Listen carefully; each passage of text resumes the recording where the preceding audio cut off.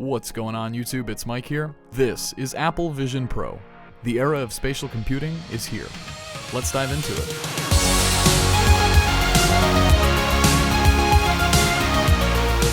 It's been 10 years since Apple's last major breakthrough innovation, the Apple Watch, so what better time than now for me to come back to this space and cover their latest, the Apple Vision Pro.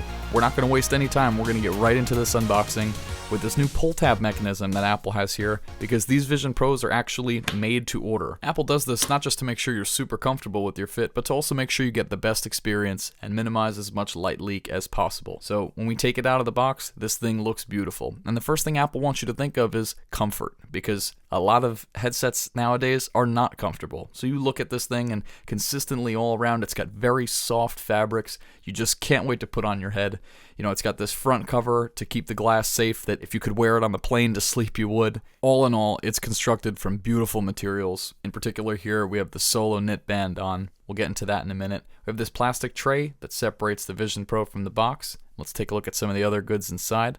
Right here we have a quick start guide. I haven't seen one of these in what feels like forever, so it's a really nice touch that Apple did there, considering the massive learning curve. And if we look in here, this is the dual loop band. Personally, my favorite for comfortability, but we'll get into that later as well. Digging deeper, we find our battery. This is going to provide up to 2.5 hours of use, and if you need more than that, you can connect to the included USB-C cable, which plugs into the wall, and then you have unlimited use. Following that is a 30-watt power adapter. That was nice for Apple to start including again. We come down here, we have a polishing cloth, and it's exclusive to Vision Pro because it's got Vision Pro embossed on it. Another beautiful touch. Some regulatory information, and then when we come down here, there is an additional light seal cushion. This is the wider variant. It's a little bit thicker, locks out a little more light, but does push your eyes further away from the headset. More on that later. So again, looking at the headset, we're going to take off some of the cardstock paper here. Just one more quick look around the back. How beautiful this thing is. You got your fit dial right there. You got your audio pods on either side. Go ahead and pop these off and take a look at the Vision Pro for the very first time. And we're off to the races. So right there we could see our lenses. Fun fact, each display inside of each lens is about the size of a postage stamp. Regardless of this, however, the viewing experience that they create will have you feeling like you're in an actual cinema. Getting a little bit closer, we can look at the actual light seal and the cushion that surround it. By the way, these are fully magnetic, detachable, replaceable, whatever you want to call it. I highly recommend trying to get the best possible fit. Again, not just for comfort, but also to make sure you get the best viewing experience possible. It's worth the trial and error. I would totally do it.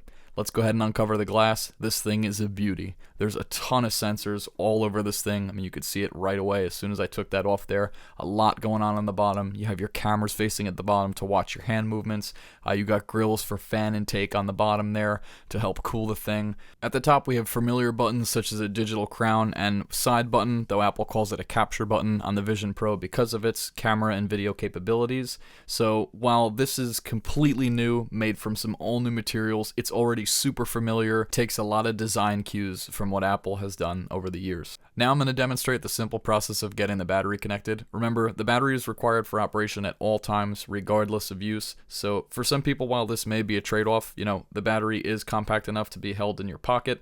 It's not super bulky, and since you probably aren't going to be walking around town or driving your car while using this thing, I think for the time being, a first-generation device, it's okay. The cable tether is very reminiscent of both the Apple Watch charger and also the sensors that Apple stores used or used to use to protect their products, so I thought that was kind of cool to see it come together. It uses this locking mechanism to indicate that it is on and can't accidentally pop off. You wouldn't want that to happen in the middle of your experience, and bam, we're greeted with a very Apple Watch first-generation style Apple logo. I don't know if you guys remember that, but it was a nice touch to see, a friendly reminder, and obviously I'm sure this outward-facing display will get better as the years roll on and the technology gets better. Remember, it's all about what's inside, not outside. And given you want to protect what's inside, I went ahead and picked up the exclusive Vision Pro case. I swear this thing is straight off of a NASA aircraft, but this is going to be key for storing not only the Vision Pro, but all the accessories that go with it. Matter of fact, here is an accessories pouch that it comes included with it.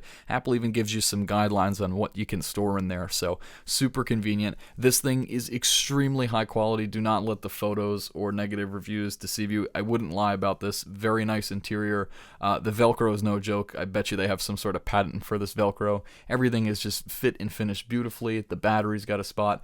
The wires have a spot, the headset has a spot, the pouch has a spot, all closes beautifully. Now, I know what a lot of you are thinking, Mike, it's been almost 10 years. What's your take? This is a big deal. For sure. I'm gonna need some time. It's been less than 24 hours, but so far, I am loving this experience. It definitely does feel very first generation, and that's kind of why I brought the additional first generation devices dating all the way back to 1984 into the mix. Not just for nostalgic purposes, it's great to look back on, but as a reminder that everything has to start somewhere. That's new, at least. The first iPhone, if we look back at that, it was a complete revolution at its time. But if we compare it now to an iPhone 15 Pro Max, I mean, you laugh at it, right? Same case with a first-gen iPad, a first-gen Apple Watch, a first-gen Macintosh. These things are very limited in terms of their capabilities, but at the time were considered breakthroughs, all while being labeled as overpriced. Apple's Vision OS is extremely ambitious, and if you haven't had the chance to play around with it already, I highly recommend it. Just to even get a feel for it, you should definitely try it. This is obviously something that is going to become more and more prominent as the years roll on, as the technology, and I mean not just hardware, but even software as well, continue to improve. There's a lot to get excited about in this space. But for now, that just about does it for this one. If you guys like this, please leave some comments below on your thoughts. Of course, rate, give this video a thumbs up.